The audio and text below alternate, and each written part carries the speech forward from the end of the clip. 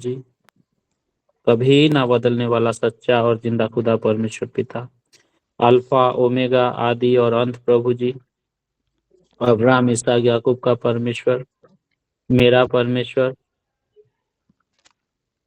हर एक के दास का परमेश्वर पिता, धन्यवाद देता हूँ आज के दिन के लिए प्रभु। सुबह से लेकर अभी तक आपने मुझे संभाल के रखा। और हे प्रेमी पिता परमेश्वर, सबसे पहले प्रभु जी, मैं अपने सारे पापों, सारे गुनाहों, सारे दोष, सारे अपराध को प्रभु जी अपने हृदय से स्वीकार करता हूँ और मानता हूँ प्रभु जी।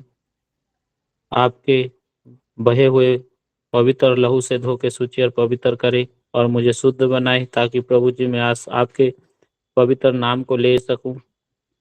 धन्यवाद देता हूँ जीवित पिता परमेश्वर। फिर से प्रभु जी, आपने मुझे घुटना टेकने के लिए मौका दिया, प्रार्थना करने के लिए अपॉर्चुनिटी दिया सब प्रभु जी, धन्यवाद करता हूँ। फिर से प्रभु, आपके पवित्र लहू से खरीदे हुए भाई बहनों को प्रभु जी अ, उसके साथ मुझे भी बातें करने के लिए, प्रार्थना करने के लिए, प्रभु संगति में लाने के लिए मौका दिया, धन्यवाद करता हूँ। हर एक के लिए धन्यवाद करता हूँ जीवित पिता परमेश्वर, आपने हमारे जीवन में किए हैं प्रभु जी। धन्यवाद देता हूँ प्रभु, आपके एक इस लहू जो प्रभु हमें सबों से मिलाता है, और प्रभु हर एक दिन प्रभु नया रूप से, नई रीति से प्रभु हमसे बातें करता है। धन्यवाद करता हूँ प्रभु जी, हर एक भाई बहन को प्रभु जी, जिसने प्रभु जी आप पर ग्रहण किए हैं प्रभु जी, उनका मुंह कभी लज्जित ना हुआ। हे जीवित पिता परमेश्वर, धन्यवाद करता हूँ सारे भाई बहनों को प्रभु जी, आपने ठीक समय पर जुड़ने के लिए मौका दिया, सहायता किया प्रभु जी। धन्यवाद करता हूँ प्रभु जी, कई जगहों से, कई कई कोने से भी प्रभु जी आपके दास को प्रभु इकट्ठा करते हो, इसलिए धन्यवाद करता हूँ।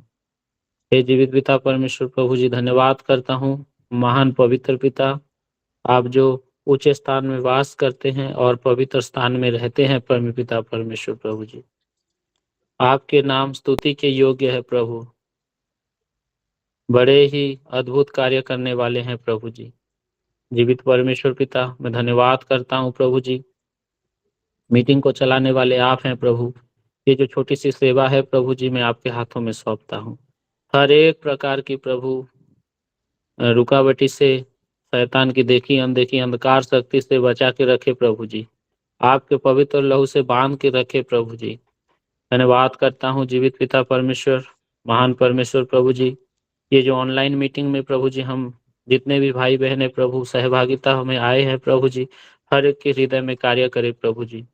हमारे जीवन में जो कुछ भी है प्रभु, जो कुछ भी हम खोए हैं, जोएल 2 अध्याय 10 पद 20 पद के अनुसार प्रभु जी हमें वापस दे प्रभु जी। वेदर को ठीक ठाक रखे प्रभु जी, क्योंकि पाक ठीक नहीं है प्रभु, बारिश हो रहा है प्रभु जी। हाँ प्रभु, जैसे डिस्कनेक्ट ना हो प्रभु, उस रीति से मीटिंग को चलाइए प्रभु जी, आपके लहू से बांधते हैं जीवित पिता परमेश्वर। हे प्रभु जी, हम पर दया करें। जितने भी भाई बहन प्रभु आपकी महिमा के लिए गीतों को गाते हैं प्रभु, उन्हें स्वर्गीय स्वर्गीय स्वर दे प्रभु जी, ताकि प्रभु गीतों के द्वारा और वचन के द्वारा प्रभु आपकी ही नाम की महिमा हो। हे प्रभु जी, लूका लिखित सुसमाचार 12 पद के अनुसार बातें करे प्रभु, मत्ती 10 और 20 पद के अनुसार बातें करे जी, और यिर्मयाह 1 अध्याय 9 पद के अनुसार प्रभु जी, तब यहोवा ने आकर मेरे मुंह को छुआ और यहोवा ने मुझसे कहा, देख मैंने अपने वचन तेरे मुंह में डाल दिए हैं। हे प्रभु जी, आपके दास के द्वारा प्रभु जी स्वर्ग से वचन दे और आपके दास के द्वारा बातें करे प्रभु। हे जीवित पिता परमेश्वर, जहाँ कहीं भी आपके दास खड़े होते हैं प्रभु जी, वो लोग कुछ नहीं बोल पाते, परंतु प्रभु आप ही प्रभु मुंह के द्वारा बोलते हैं जीवित पिता परमेश्वर। धन्यवाद करते हैं। हे प्रभु, हमें ऐसा बनाइए प्रभु, हम विश्वास में स्थिर हो के प्रभु जैसे आपके विश्वास योग्यता पात्र बन सकें, उस रीति से हम पर दया करें। दयालु परमेश्वर पिता, आपकी स्तुति बड़ाई करता हूँ प्रभु जी आज के वचन के लिए प्रभु जी। लूका 12 और 40 पद के अनुसार प्रभु जी, जो ओडिया में था प्रभु जी, उस वचन को मैं ओडिया में जानता हूँ जीवित पिता परमेश्वर। उस वचन के अनुसार प्रभु जी आपके दास को तैयार करें। क्योंकि आपका आने का समय कोई नहीं जानता है प्रभु जी, कोई भी नहीं जानता प्रभु जी, क्योंकि दिन बहुत ही बुरे हैं प्रभु जी। धन्यवाद करता हूँ प्रभु जी, फिर से एक बार प्रभु जी आपने हम सबों को इकट्ठा किया है, और प्रभु हम आपकी उपस्थिति को मांगते हैं दयालु परमेश्वर प्रभु। जहाँ कहीं 2 या 3 मेरे नाम से इकट्ठा होते हैं, मैं उनके मध्य में उपस्थित रहता हूँ। हे प्रभु, आपकी सामर्थ्य उपस्थित हमारे मध्य में दीजिए प्रभु जी, ताकि हम महसूस करें कि प्रभु जी आप हमारे साथ हो और वचन के द्वारा आप हमसे बातें कर रहे हो। दयालु पिता परमेश्वर, बड़े ही प्रेम से और प्रभु आप हमें वचन की ओर खींचे प्रभु, ताकि हमारे मन इधर उधर ना भटके। जीवित पिता परमेश्वर, ये जो समय दिए हैं प्रभु जी, ये समय आज के दिन में प्रभु जी ऐसे भी लोग हैं प्रभु जी कि ये जो समय है प्रभु उस समय कोई नहीं पा रहे हैं प्रभु। हम लोग भाग्यशील लोग हैं जीवित पिता परमेश्वर, वी आर लकी पर्सन प्रभु, जो आपने हमें इस सुंदर सा समय दिया है। हे प्रभु, ऐसा दिन था प्रभु, मैं इधर उधर भटक रहा था प्रभु, आपके वचन की ओर मन नहीं लगा रहा था, परंतु प्रभु जी आपने मुझे इस सहभागिता में जुड़ने के लिए मौका दिया, आराधना का विषय बताया प्रभु जी, बाइबल पढ़ना सिखाया प्रभु जी, मेरे जीवन को बदले हैं प्रभु जी आपने मुझे प्रभु, बुरे में से उठा कर के प्रभु जी स्वर्ग का मार्ग दिखाया। जीवित पिता परमेश्वर, धन्यवाद करता हूँ। हे दयालु पिता परमेश्वर प्रभु जी, दिन भर प्रभु काम करने जाता हूँ और प्रभु जी घर प्रभु आता हूँ केवल केवल और आपकी महिमा ही के कारण प्रभु जी मैं सेफली घर पहुँचता हूँ प्रभु। सुबह से लेके प्रभु आप शाम तक संभाल के रखते हो, मेरे जीवन भर संभाल के रखते हो। माता के गर्भ से ही प्रभु जी आपने मुझे अपने हाथों में रचा और बनाया है। धन्यवाद करता हूँ प्रभु। मीटिंग के लिए प्रभु मैं प्रार्थना करता हूँ प्रभु, इस छोटी सी सेवा को आपके हाथों में सौंपता हूँ। बारिश हो रहा है प्रभु जी, कहीं प्रकार की डिस्टरबेंस ना हो प्रभु, करंट को ठीक ठाक रखें, और प्रभु शैतान की अंधकार शक्ति को प्रभु यीशु मसीह के नाम से खंडन करता हूँ। हे प्रभु जी, आप जो दास प्रभु जी आपको वचन देते हैं प्रभु, उन पर दया करे और आशीष करे और आशीर्वाद करे। जीवित पिता परमेश्वर, जैसे पहला 2 सामुएल 7 अध्याय 29 पद में लिखा है, और 1 क्रॉनिकल उसका 7 और 27 पद में लिखा है, तू आशीषित हुआ है। हे जीवित पिता परमेश्वर, आशीषित करे प्रभु जी। धन्यवाद करता हूँ, सारी आदर महिमा और आपको देता हूँ प्रभु जी। छोटी सी प्रार्थना को मेरे तारनहार प्यारे प्रभु सुमसीह के मधुर मीठे नाम से मांगता हूँ, दया से सुने और हृदय से ग्रहण करे पिता जी। आमीन। आमीन। आमीन।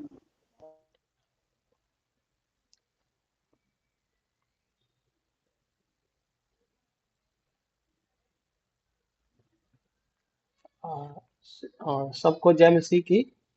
और जो भाई बहन प्रभु की महिमा के लिए गीत गाना चाहते हैं वो अपने माइक को ऑन करके गा सकते हैं। कैसे की सभी को प्रभु की महिमा के लिए मैं गीत गाना चाहती हूँ। अनोखा प्यार है तेरा, करूँगा तू तेरी मैं सर्वदा। अनोखा प्यार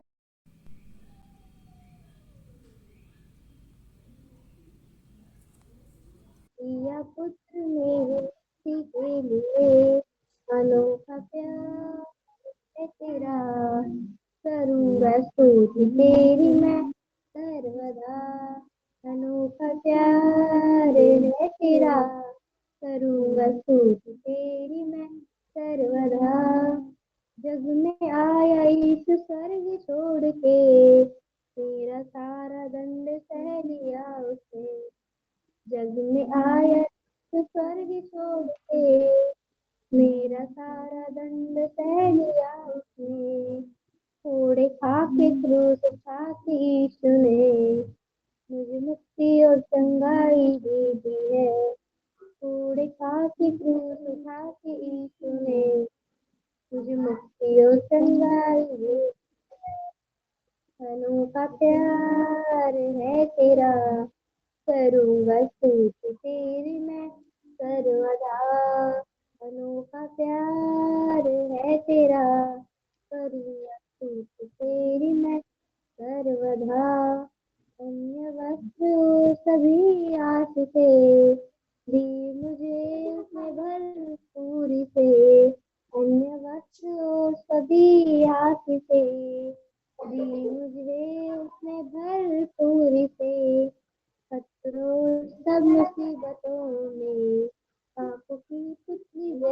संभाला मुझे, खतरों और मुसीबत की कटोरी में,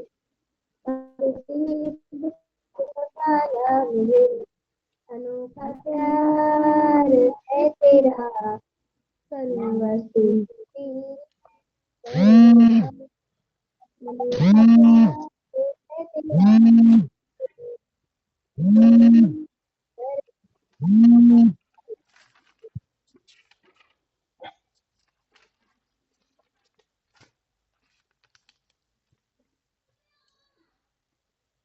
धन्यवाद सुंदर गीत के लिए। और एक बात को समझना जरूरी है कि जब भी हम मीटिंग में जुड़ते हैं तो अपने फोन को डू नॉट डिस्टर्ब करके उसमें एक ऑप्शन है, उस ऑप्शन में रखना है, ताकि जब भी किसी का फोन आए तो आपको पता ही नहीं लगेगा कि फोन आ रहा है। ये बात का हम ध्यान रखें। तो प्रभु की महिमा के लिए जो भाई बहन गीत गाना चाहते हैं, उन्हें मौका है एक बार और गीत गाने के लिए। सबको जमसी की प्रभु की महिमा के लिए हम एक सॉन्ग गाना चाहते हैं। मेरा यीशु है मुझको भला, कोई काफी है सदा सर्वदा। मेरा यीशु है मुझको भला, कोई काफी है सदा सर्वदा। दुख में रोग में हर मुसीबत में मेरे मन वही काफी है तुझे। दुख में रोग में हर मुसीबत में मेरे मन वही काफी है तुझे।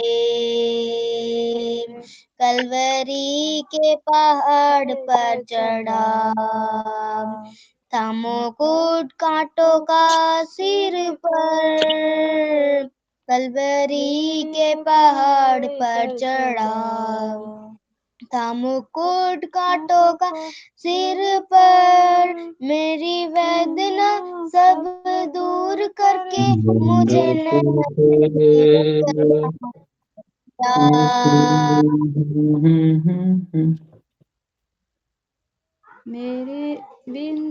मेरी वेदना सब दूर करके मुझे नया जीवन प्रदान कर दिया। मेरा यीशु है मुझको भला, वही काफी है सदा सर्वदा। दुख में रोग में हर मुसीबत में मेरे मन वही काफी है तुझे। मेरा यीशु है मुझको भला, कोई काफी है सदा सर्वदा। दुख में रोग में हर मुसीबत में मेरे मन वही काफी है तुझे। वही आदि वही अंत है, दिव्य प्रेम का ही वही स्रोत है। वही आदि वही अंत है, दिव्य प्रेम का ही वही स्रोत है। 10,000 में अति श्रेष्ठ है वो, स्तुति वंदना के योग्य वो। 10,000 में अति श्रेष्ठ है वो, स्तुति वंदना के योग वो। मेरा यीशु है मुझको भला, वही काफी है सदा सर्वदा। दुख में रोग में हर मुसीबत में मेरे मन वही काफी है तुझे। मेरा यीशु है मुझको भला, वही काफी है सदा सर्वदा। दुख में रोग में हर मुसीबत में मेरे मन वही काफी है तुझे। जिंदगी का सफर है कठिन, आते हैं अविरोध पल छिन। जिंदगी का सफर है कठिन, आते हैं अविरोध पल छिन। दिन में मेघ श्वेत, राति अग्नि श्वेत, बन के राह चलाएगा मुझे। दिन में मेघ स्वतंत्र अग्नि श्वेत, बन के राह चलाएगा मुझे। मेरा यीशु है मुझको भला, वही काफी है सदा सर्वदा। दुख में रोग में हर मुसीबत में मेरे मन वही काफी है तुझे। मेरा यीशु है मुझको भला, वही काफी है सदा सदा सदा। दुख में रोग में हर मुसीबत में मेरे मन वही काफी है तुझे। मेरे दुखों का होगा दमन, आंसू पोंछेगा जो आँख होगी नम। मेरे आँखों का होगा दमन, आंसू पोंछेगा जो आँख होगी नम। राजा बन के जब बादलों पर आएगा, मैं भी उड़ उसके संग जाऊंगा। राजा बन के जब बादलों पर आएगा, मैं भी उड़ी उसके संग जाऊंगा। मेरा यीशु है मुझको भला, कोई काफी है सदा सर्वदा।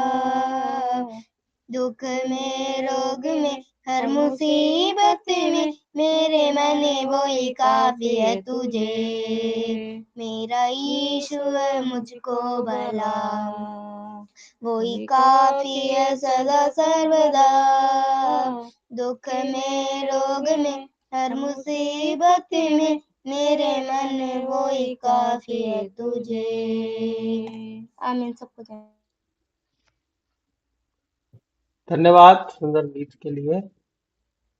एक और गीत हम गाएंगे, और कोई यदि गाना चाहते हैं तो गा सकते हैं। जय मसीह ब्रदर। जय मसीह। ये हम भी एक तो गीत गाना चाहते हैं, लेकिन हम ये जो गीत थोड़ा लंबा है, 2 पद को गाएं, 1 और 2 पद को गाएंगे, फिर हम वचन की ओर जाएंगे। आए। बड़े काम करने वाला प्रभु यीशु तू है। बड़े काम करने वाला प्रभु यीशु तू है। असंभव को संभव करता तू है, तेरा नाम अद्भुत है। असंभव को संभव करता तू है, तेरा नाम अद्भुत है। दयालु अनुग्रहमय प्रभु को करने में तू धीरजी है। दयालु अनुग्रहमय प्रभु को करने में तू धीरजी है। करुणामय और सत्य प्रभु तू, यही परमेश्वर का नाम है। करुणामय और सत्य प्रभु तू, यही परमेश्वर का नाम है। बड़े काम करने वाला प्रभु यीशु तू है।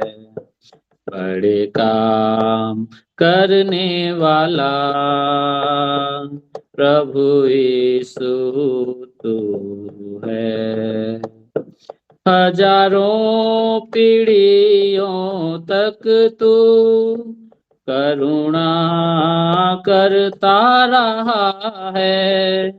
हजारों पीढ़ियों तक तू करुणा करता रहा है, अपराध और पाप क्षमा करता, यही भी तेरा नाम है। अपराध और पाप क्षमा करता, यही भी तेरा नाम है। बड़े काम करने वाला प्रभु यीशु तू है। बड़े काम करने वाला प्रभु यीशु तू है। असंभव को संभव करता तू है, तेरा नाम अद्भुत है। असंभव को संभव करता तू है, तेरा नाम अद्भुत है। हालेलुया। धन्यवाद सुंदर गीतों के लिए। और प्रभु आप सबको बड़ी आशीष दे। और हम सब ने मिलके गीतों के द्वारा प्रभु को आराधना किया, प्रभु के नाम को ऊंचा उठाया, उसके लिए धन्यवाद। तो अब सबको एक बार फिर प्रभु यीशु मसीह के नाम से जय मसीह की परमेश्वर का धन्यवाद देते हैं कि जय मसीह कि एक और दिन परमेश्वर हमको दिया है और हम लोग लगातार परमेश्वर के वचन के साथ संगति कर रहे हैं। और पिछले दिनों में हम प्रकाशित वाक्य 21 अध्याय के 7वें वचन को अध्ययन कर रहे हैं और उसी वचन भाग को हम दोबारा पढ़ेंगे और उसी के साथ साथ दानियल 1 अध्याय 17 वचन को भी पढ़ेंगे। प्रकाशित वाक्य 21 अध्याय और दानियल 1 अध्याय 17 वचन। कोई भी जन या दो जन निकाल करके अपनी बाइबल में पढ़ सकते हैं।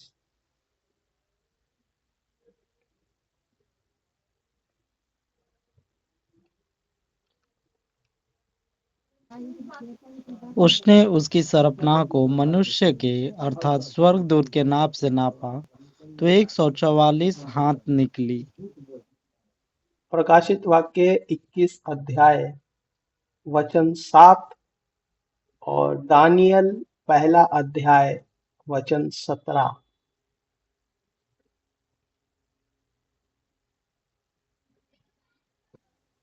जो जय पाए वही इन वस्तुओं का वारिस होगा और मैं उसका परमेश्वर होऊंगा और वह मेरा पुत्र होगा। कोई और जन दानियल की किताब पहला अध्याय 17 वचन को भी पढ़िए।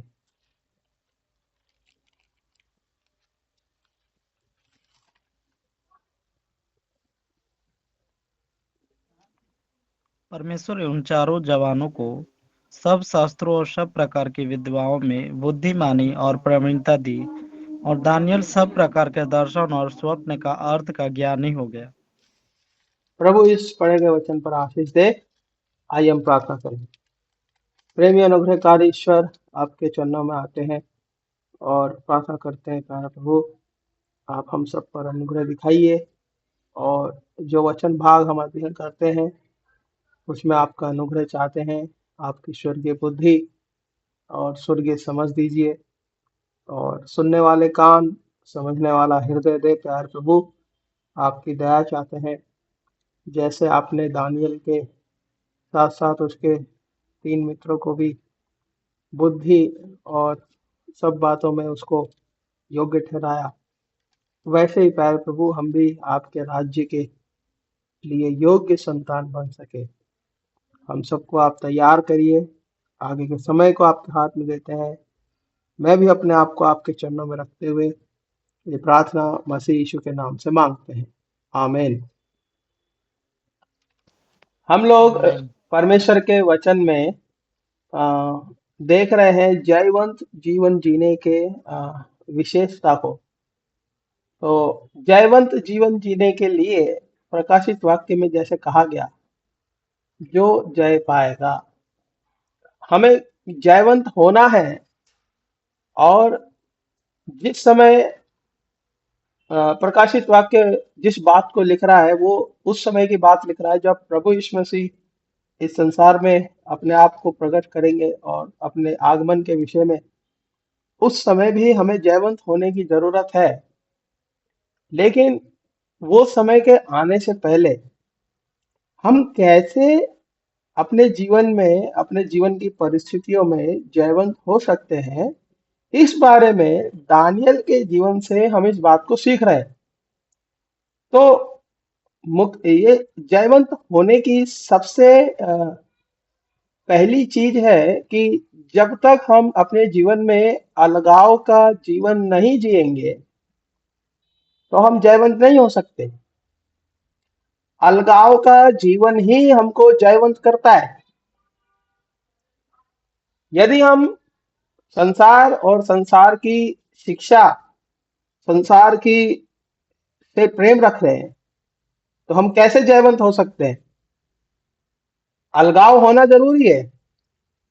जैसा कि पिछले दिनों में हमने कुछ बातों को देखा था, जब हम जयवंत होने के लिए जाते हैं या परमेश्वर हमको जयवंत होने के लिए तैयार करता है, तो जैसा दानियल को परमेश्वर ने अलग रखा, वैसे ही परमेश्वर आपको और मुझको भी अलग रखता है। परमेश्वर हमारे जीवन में हमको पवित्र रहना है, इस बात के लिए हमें बताता है। शुद्ध रहने के लिए निर्णय परमेश्वर हमें लेने के लिए हमको खुद स्वतंत्र करता है। जब हम शुद्ध रहने के लिए, जैसे दानियल ने कहा कि मैं राजा के भोजन को खा के अपने आप को अपवित्र नहीं करूंगा, तो वो उसका निर्णय है, और ये बात हम देख चुके हैं। दूसरी चीज हमने देखी थी कि जब हम परमेश्वर के लिए निर्णय लेते हैं, तो हम बहुत बुद्धिमान गिने जाते हैं। परमेश्वर की दृष्टि में, संसार की दृष्टि में वो मूर्खता हो सकता है। दानियल और उसके 3 दोस्तों ने राजा का भोजन खाने से मना किया, तो क्या उनके जो और भी साथ के जो लोग हैं, क्या उन लोगों ने उसका मजाक नहीं उड़ाया होगा? उड़ाया होगा। उन लोगों ने बोला होगा कि दानियल, तुम कैसे व्यक्ति हो, राजा के भोजन को खाने से तुम मना कर रहे हो, तुमसे बड़ा मूर्ख आदमी मैंने आज तक नहीं देखा। ऐसे भी बोला होगा। बहुत सारे विश्वासी लोगों को ऐसी बातें सुनने के लिए मिलती होंगी। कहते होंगे, अरे तुम तो प्रार्थना भी कर रहे, तुम बाइबल भी पढ़ रहे, तुम संगति भी जा रहे, तो अभी तुम्हारे जीवन में ये समस्या है, क्यों है? तुमसे जैसा पागल आदमी मैंने आज तक नहीं देखा। ऐसा भी बोल सकते हैं। लेकिन जो संसार की दृष्टि में मूर्खता है, वही परमेश्वर की दृष्टि में बुद्धिमानी है। ये दूसरी चीज हमने देखी थी। तीसरी चीज हमने देखी थी कि परमेश्वर दानियल के साथ साथ उसके साथ के 3 लोगों को भी आने वाले समय के लिए तैयार करता है। इसीलिए दानियल पहले अध्याय 17 वचन में लिखा है, उन चारों जवानों को, ऐसा लिखा है। इस वचन को आप लोग दोबारा पढ़िए। दानियल पहला अध्याय 17 वचन। परमेश्वर ने उन चारों जवानों को सब शास्त्रों और सब प्रकार की विद्वाओं में बुद्धिमानी और प्रवीणता दी, और दानियल सब प्रकार के दर्शन और स्वप्न का अर्थ का ज्ञानी हो गया। यहाँ पर परमेश्वर के इस वचन में ऐसा लिखा है कि उन चारों जवानों को, बेबीलोन की बंधुआई में जब ये लोग आए, ये 4 लोग नहीं थे, बहुत सारे लोग आए थे बेबीलोन की बंधुआई में। उन सबको राजा नबूकदनेस्सर यहोयाकीम के तीसरे राज्य में, यहूदा का जो राजा था यहोयाकीम, और उसके तीसरे वर्ष के राज्य में बाबुल के राजा नबूकदनेस्सर ने यरूशलेम पर चढ़ाई करके वहां के लोगों को बंदी बना लिया था।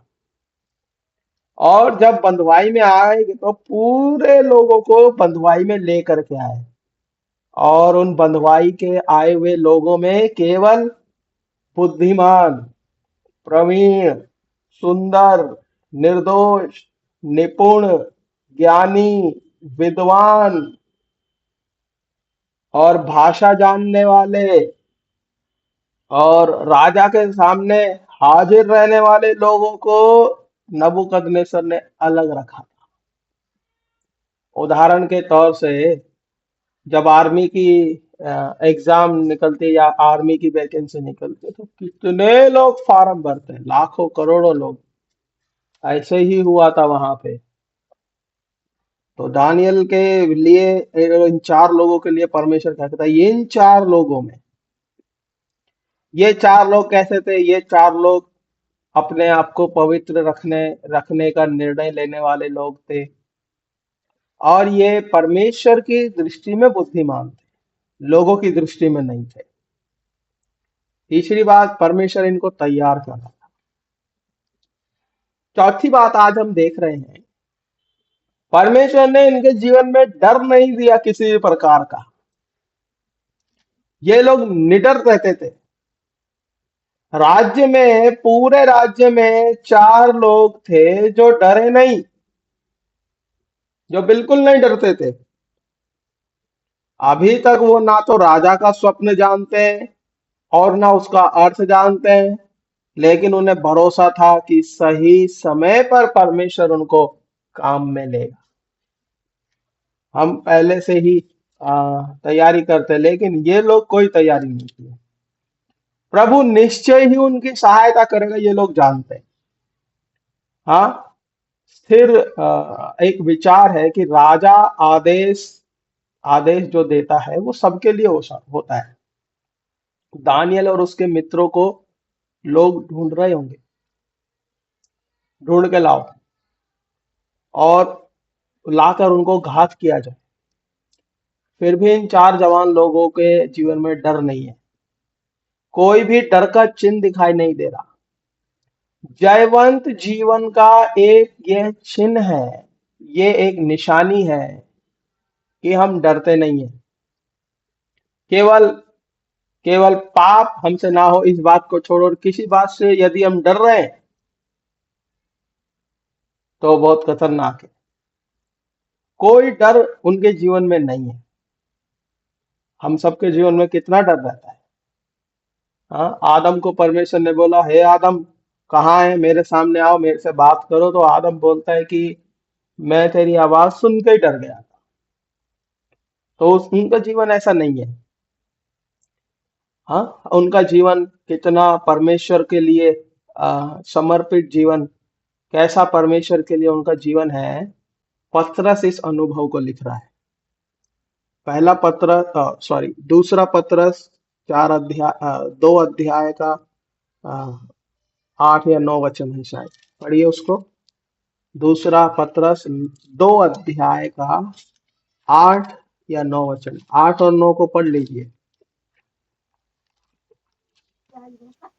क्योंकि वह धर्मी उनके बीच में रहते हुए और उनके अधर्म के कामों को देखकर और सुन सुनकर हर दिन अपने सच्चे मन को पीड़ित करता था। तो प्रभु भक्तों को परीक्षा में से निकाल लेना और अधर्मियों के न्याय के दिन तक दंड की दशा में रखने की भी जानता है। परमेश्वर जानता है। हाँ, पतरस इस बारे में, निडर लोगों के बारे में क्या लिखता है? जो निडर लोग हैं उनके लिए लिखता है, प्रभु भक्तों को परीक्षा में से निकाल लेना और अधर्मियों को न्याय के दिन तक दंड की दशा में रखना जानता है। अधर्मियों को ना केवल वो दंड की दशा में रखना जानता है, परंतु उनका न्याय करने के लिए भी परमेश्वर उनको रखा है। कि जो लोग परमेश्वर के लिए अलगाव नहीं है, परमेश्वर के लिए निर्णय नहीं है, परमेश्वर के लिए बुद्धिमानी नहीं दिखा रहे, परमेश्वर के लिए भविष्य में उसके काम आने के लिए तैयार नहीं है, उनके जीवन में डर होता है। क्या डर होता है? अगर मैं मर गया तो मेरा क्या होगा। लेकिन इन लोगों के जीवन में डर नहीं है। हाँ, एक और खास बात इनके जीवन में मैंने महसूस करी। ये चारों लोग मिलकर रहने वाले लोग हैं। पहली बात, ये निर्णय लेने वाले लोग हैं। दूसरी बात, ये बुद्धिमान लोग हैं। तीसरी बात, ये परमेश्वर के लिए काम करने वाले लोग हैं। चौथी बात, ये निडर रहने वाले लोग हैं।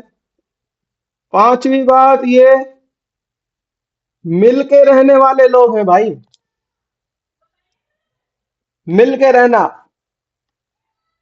चार लोग मिलके रहना बड़ा मुश्किल है।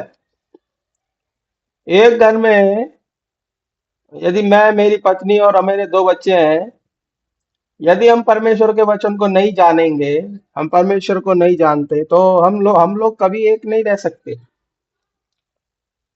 इसलिए बहुत जरूरी है मिलके रहना। ये एक साथ मिलकर रहने वाले लोग थे।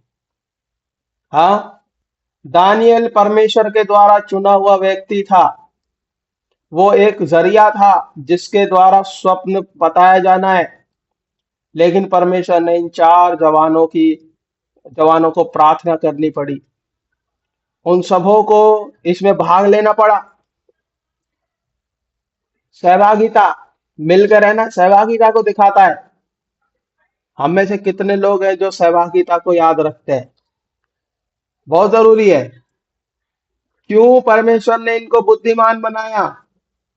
क्यों परमेश्वर ने इनको स्वप्न देखने और अर्थ बताने वाला इनको बुद्धि दिया? एक ही कारण है, परमेश्वर उनकी यूनिटी को, उनकी सहभागिता को देखता है। इसीलिए जब आप और मैं परमेश्वर के वचन के साथ संगति करते हैं, परमेश्वर का वचन आपको और मुझको बुद्धिमान बनाता है। प्रियो, परमेश्वर का वचन आपको और मुझको सब प्रकार की शिक्षा देता है। बाइबल के अंदर भौगोलिक विज्ञान भी लिखा हुआ है, भौगोलिक परिस्थिति और बहुत सारी चीजें, हाँ, नेचर की चीजें बताई गई है।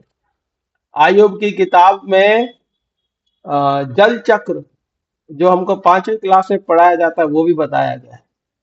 जल चक्र के विषय, जल चक्र के बारे में आयुब की किताब में बताया गया है, 37-38 अध्याय में, 36 अध्याय में। तो परमेश्वर का वचन हर प्रकार की शिक्षा में हमें सिखाने के लिए तैयार है। लेकिन क्या हम सीखने के लिए तैयार हैं? क्या ये चारों के मन एक थे? एक मन होने का मतलब है प्रार्थना में एक होना। यदि हम जयवंत होना चाहते हैं, यदि हमें जयवंत होने का रहस्य सीखना है, तो हम कभी भी जयवंत अकेले नहीं होंगे। जयवंत होने के लिए आपको अपने साथ के विश्वासी के साथ मिलकर रहना सीखना पड़ेगा। आपको अपने परिवार में मिलकर रहकर सीखना पड़ेगा। हाँ, और ना केवल रहना पड़ेगा, परंतु उसके साथ खड़ा भी होना पड़ेगा। दानियल ने निर्णय लिया, मैं राजा का भोजन नहीं खाऊंगा, तो ये 3 लोग भी दानियल के साथ खड़े हो गए, हम भी नहीं खाएंगे।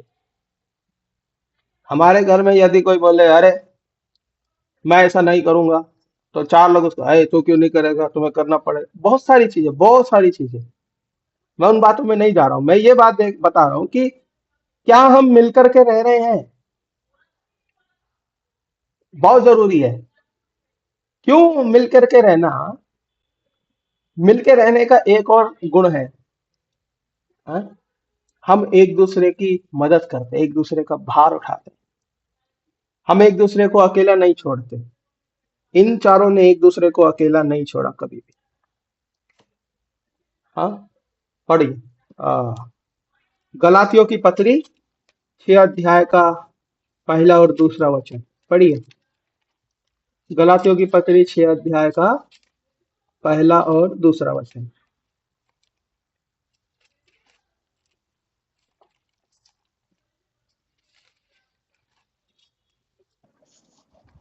हे भाइयों, यदि कोई मनुष्य किसी अपराध में पकड़ा भी जाए, तो तुम भी आत्मिक हो, नम्रता के साथ ऐसों को संभालो और उनकी भी चौकसी रखो कि तुम भी परीक्षा में ना पड़ो। तुम एक दूसरे का भार उठाओ और इस प्रकार मसीह की व्यवस्था को पूरी करो। पौलुस प्रेरित गलातियों की पत्री में इस बात को लिख रहा है, यदि कोई किसी अपराध में पकड़ा जाए, क्या किया जाए? पकड़ा जाए तो क्या करना? उसको छोड़ के भाग जाओ, ऐसा लिखा है? नहीं, परंतु उसके साथ पकड़ा भी जाए तो भी तुम जो आत्मिक हो, नम्रता के साथ उसको संभालना है भाई, बहुत जरूरी है। संसार के लोगों को देखो, हाँ, क्या बोलते हैं, ऑटो वालों को देखो। ऑटो वाले जो होते हैं ना, जयपुर में ऑटो वाले, उनकी एक यूनियन है। ऑटो वाले के साथ, एक ऑटो वाले को कुछ गड़बड़ हुआ तो सारे ऑटो वाले एक हो जाते हैं। ये चीज आपने देखी होगी। ऐसे ही विश्वासियों में भी एकता होनी जरूरी है भाई। कोई विश्वासी कोई गलती में पकड़ा गया, या उससे कुछ गलती से गलती हो गई, तो क्या करना है? उसका सहारा बनना है। घर में किसी से कुछ गड़बड़ हो गई, उसका सहारा बनना है। ये नहीं कि सारे के सारे उस पर चढ़ जाओ। यदि हम आत्मिक हैं तो एक दूसरे को संभालेंगे, एक दूसरे की चौकसी रखेंगे, एक दूसरे को एक दूसरे के लिए प्रार्थना करेंगे, और एक दूसरे को परीक्षा में पढ़ने ना देंगे। एक आदमी होए तो उसको दबा, ए चुप बैठो, ऐसा करके चार लोगों को कौन बोलेगा? कोई बोलने वाला नहीं। यूनिटी, एकता, वो एक दूसरे का भार उठाओ। इसी रीति से तुम मसीह की व्यवस्था को पूरी करोगे। वास्तव में यदि देखा जाए तो ऐसे कुछ बोझ हैं जिन्हें आपको स्वयं ही उठाना पड़ेगा। उसको उठाने के लिए कोई दूसरा व्यक्ति नहीं आएगा। गलातियों की पत्री 6 अध्याय के 5 वचन में पौलुस कहता है, क्योंकि हर एक व्यक्ति अपना ही बोझ उठाएगा। कुछ ऐसी बातें हैं जो हम खुद व्यक्तिगत रीति से उनको सॉल्व करना है। उसको हम किसी के आगे हर जगह नहीं रख सकते। हाँ, एक विश्वासी परिवार में कुछ बातें होती हैं जो सब मिलके उसका समाधान निकालते हैं, लेकिन कुछ बातें ऐसी होती हैं जिनको वो व्यक्तिगत रीति में ही खुद सॉल्व कर सकते हैं। उदाहरण के लिए बहुत सारे उदाहरण देख सकते हैं। एक उदाहरण, एक परिवार में 8 लोग हैं। 8 लोग मिलके, कोई परिवार पर कोई समस्या आई तो 8 लोग मिलके उस समस्या का समाधान कर लेंगे, एक दूसरे का बोझ उठा लेंगे, चलो ठीक है। उदाहरण के तौर से पति पत्नी के बीच में समस्या आई तो परिवार के लोग भी कुछ नहीं करना। बहुत ज्यादा इंटरफेयर परिवार के लोग करने से बहुत सारे परिवार बर्बाद हो गए, बहुत सारे लोगों का तलाक हो गया, बहुत सारे लोग अलग हो गए। क्यों? हस्बैंड वाइफ के बीच में कोई बात होने से, और उनके बीच में परमेश्वर के अलावा और कोई तीसरा व्यक्ति आया तो वो दोनों अलग ही होंगे, वो कभी एक साथ नहीं रह सकते। इसलिए बहुत जरूरी है एक पति पत्नी के जीवन में ऐसी ऐसी अधीनता होना जो अपना बोझ खुद ही उठाना बहुत जरूरी है। इसीलिए ये दानियल जो अपने मित्रों के साथ जो ये रह रहा है, इनके अंदर ऐसी यूनिटी है, इसीलिए वो एक दूसरे के लिए आदर्श बन रहे हैं। यदि परमेश्वर ने आपको एक पत्नी और बच्चे दिए हैं तो ये आपकी जिम्मेदारी है कि आप उसकी देखभाल करना, और आप उस पर और आप उस पर निर्भर क्या बोलते हैं, उस पर आधारित होना। और आपके बच्चे, आपको ही बोझ उठाना पड़ेगा, आपके बच्चों का, आपकी पत्नी का, कोई और नहीं उठाएगा। चाहे वो शारीरिक है, चाहे वो आत्मिक है, चाहे वो कैसा भी है। बहुत सारे लोग जवान लोग शादी करने के बाद क्या करते हैं, पत्नी से कोई मतलब नहीं रखते। क्यों नहीं रखते? और शादी हो गई उसके बाद क्या मतलब है, उसको घर संभालना है, ये वो बहुत सारी चीजें।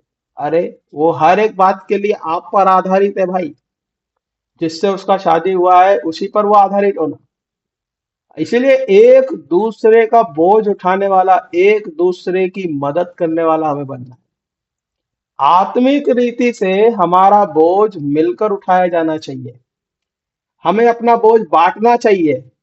एक साथ मिलकर प्रभु को हमें पकड़े रहने की जरूरत है। एक परिवार में यदि दो लोग भी विश्वास योग्य हैं तो वो दोनों एक दूसरे के लिए सहारा बनना। इसलिए हम देखते हैं दानियल ने अपने मित्रों की सहायता ढूंढते हुए देखते हैं। वो जानता है कि परमेश्वर ने उसे दर्शन और स्वप्न देखने की वरदान दिया है। उसका अर्थ है बताने का वरदान दिया।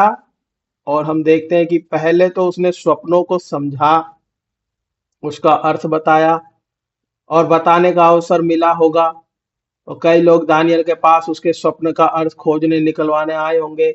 बहुत सारी बातें हुई होंगी, लेकिन हम देखते हैं कि परमेश्वर के कार्य परमेश्वर के द्वारा वो काम हुआ। जब हम संगति में रहते हैं, जब हम यूनिटी में रहते हैं, जब हम एकता में रहते हैं, जब हम मिलके रहते हैं, तो कोई भी परेशानी क्यों ना हो हम उसका समाधान कर सकते हैं।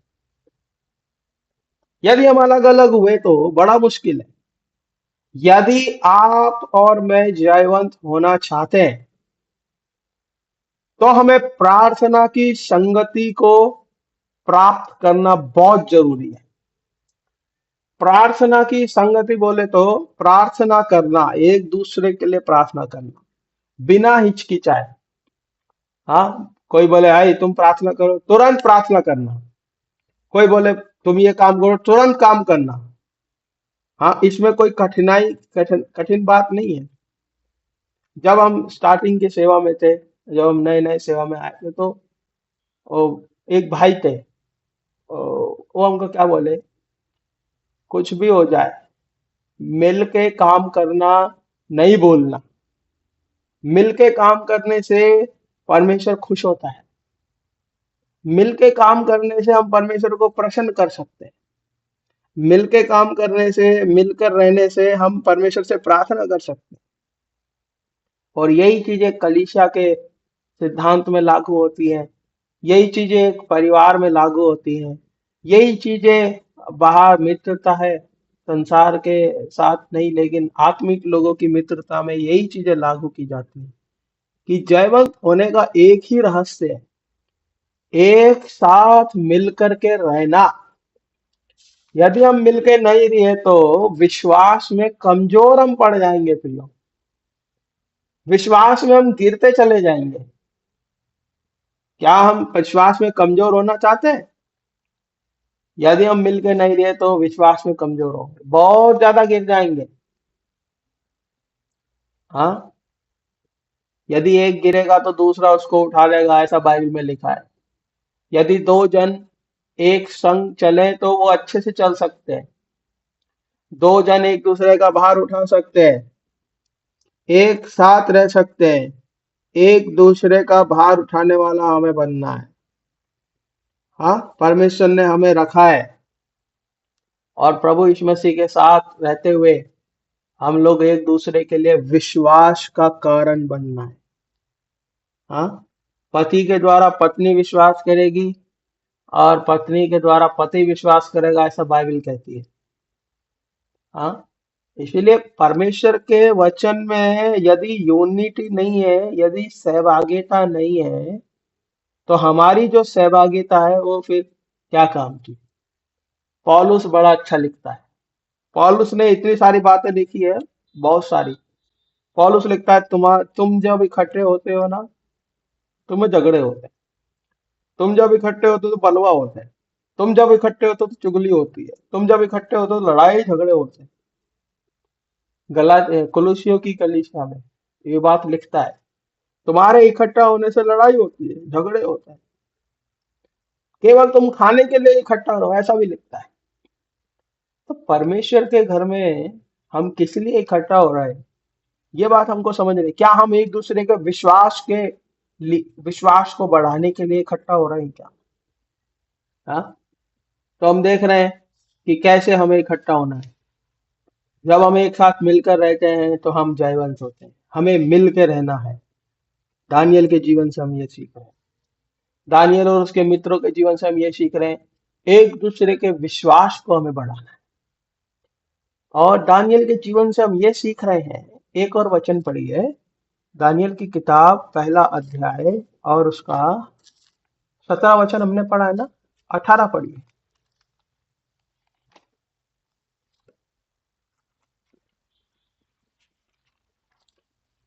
18 वचन पढ़िए।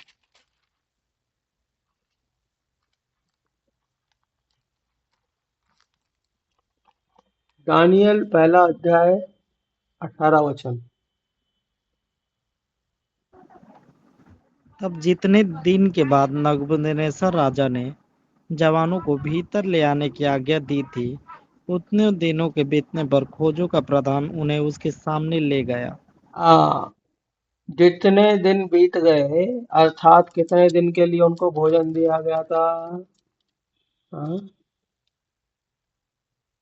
यहाँ लिखा है 3 वर्ष तक। 3 साल के बाद वो जब राजा के सामने लाए गए, ये तीनों लोग, चारों लोग, तो हम देखते हैं परमेश्वर ने उन जवान लोगों पर उनके विश्वास का आदर किया। परमेश्वर हमारे विश्वास का आदर करता है जब हम उसके साथ सहभागिता में रहते हैं। परमेश्वर ने उन जवान पुरुषों का विश्वास का आदर किया और रात के दर्शन में दानियल का भेद प्रकट किया। 18वें वचन में अनुसार यही है। अब दानियल राजा के सामने जाने और स्वप्न का अर्थ बताने के लिए एकदम तैयार है। परमेश्वर तैयार करता है, परंतु ऐसा करने के लिए वो उत्तेजित नहीं है, वो जल्दबाजी नहीं कर रहा है, एकदम साधारण रीति से खड़ा है। पढ़ो 19 और 20 वचन पढ़ो इसी अध्याय में।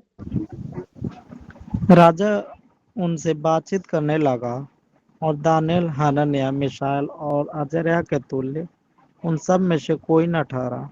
इसीलिए वे राजा के सम्मुख हाजिर रहने लगे। बुद्धि और हर प्रकार की समझ के विषय में जो कुछ राजा उनसे पूछता था, उनमें वे राज्य भर के सब ज्योतिषियों और तंत्रियों से 10 गुणे निपुण ठहरते थे। 10 गुना निपुण, कितनी आदर की बात है।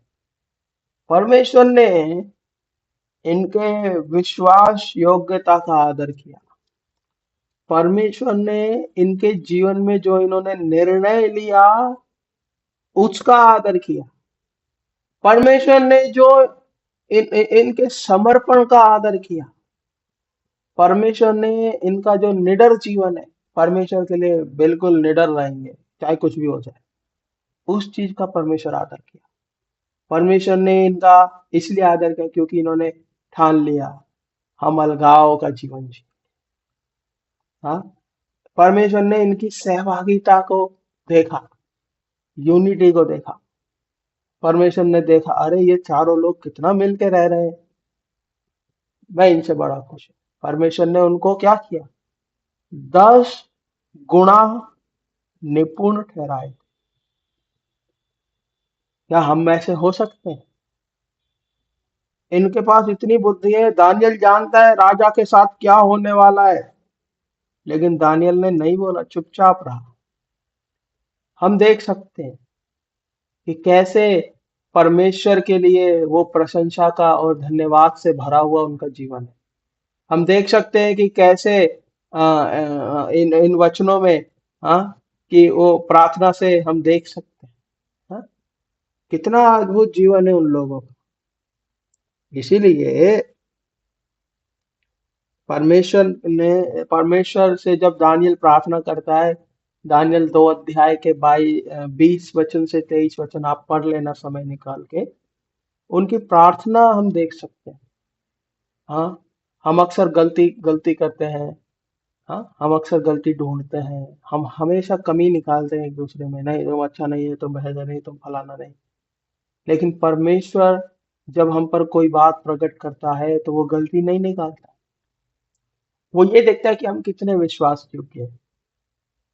तो हम उसे इसके लिए हम वो देख सकते हैं, उन्होंने परमेश्वर के लिए धन्यवाद देने का एक कारण देखा। परमेश्वर ने के लिए उन्होंने धन्यवाद देने में, हम बहुत सारे लोग हैं जो परमेश्वर की भलाइयों के लिए हम धन्यवाद नहीं देते।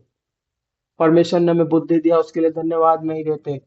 परमेश्वर ने हमें हमारे काम के स्थानों में निपुण बनाया, हम उसके लिए धन्यवाद नहीं देते। परमेश्वर ने हमारे ऑफिस में हमको अच्छा बनाया, हम उसके लिए धन्यवाद नहीं देते।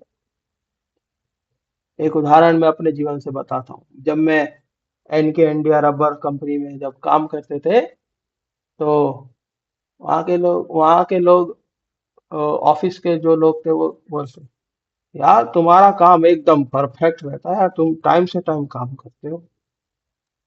तो हमारे ऑफिस ऐसे जब ऑफिस में बैठ के जब बातचीत होती थी, तो एक था अरुण सिंह नाम का व्यक्ति था। तो उसने एक बड़ी अच्छी बात बोली, ये ईसाई लोग है ना, इनका काम हमेशा ही टाइम पे होता है, चाहे कुछ भी कर लो। उसने ये बात बोली थी। वो बात मैंने नहीं, उस व्यक्ति ने ये बात बोली थी।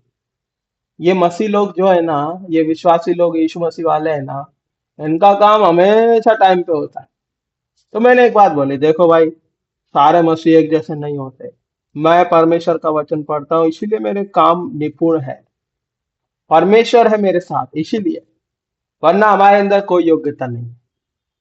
तो ये ऐसी गवाही हमारे जीवन में होनी चाहिए। हाँ, हम हमारे काम में निपुणता, कोई हमें दोष ना निकालने पाए।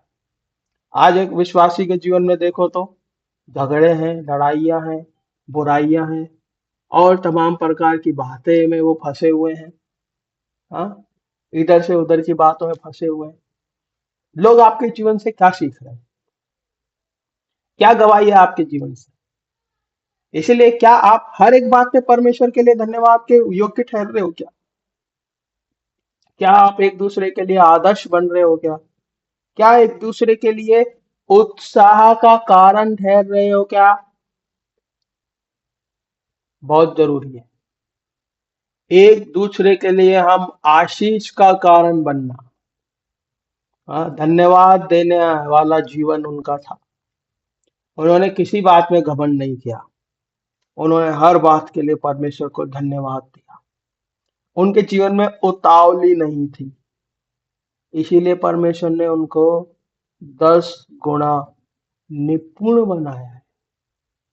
इसीलिए जब आप दानियल की किताब 2 अध्याय को पूरा पढ़ोगे, तब आपको समझ में परमेश्वर उनके जीवन में कैसे काम किया है। हमें भी ये यत्न प्रयत्न करना चाहिए कि सब हमें नहीं, लेकिन परमेश्वर को सम्मान, परमेश्वर को आदर देना। पौलुस की बात को पढ़ के हम अंत करेंगे। पौलुस क्या लिखता है? गलात पहला कुरिन्थी और उसका 15 अध्याय का 10 वचन पढ़िए। पहला कुरिन्थी 15 अध्याय का 10 वचन। परंतु मैं जो कुछ भी हूँ परमेश्वर के अनुग्रह से हूँ। उसका अनुग्रह जो मुझ पर हुआ वह व्यर्थ नहीं हुआ, क्योंकि मैंने उन सब से बढ़कर परिश्रम भी किया। तो अभी अब मेरी ओर से नहीं हुआ, परंतु परमेश्वर के अनुग्रह से जो मुझ पर था। पौलुस यहाँ लिख रहा है, परंतु मैं जो कुछ भी हूँ परमेश्वर के अनुग्रह से हूँ।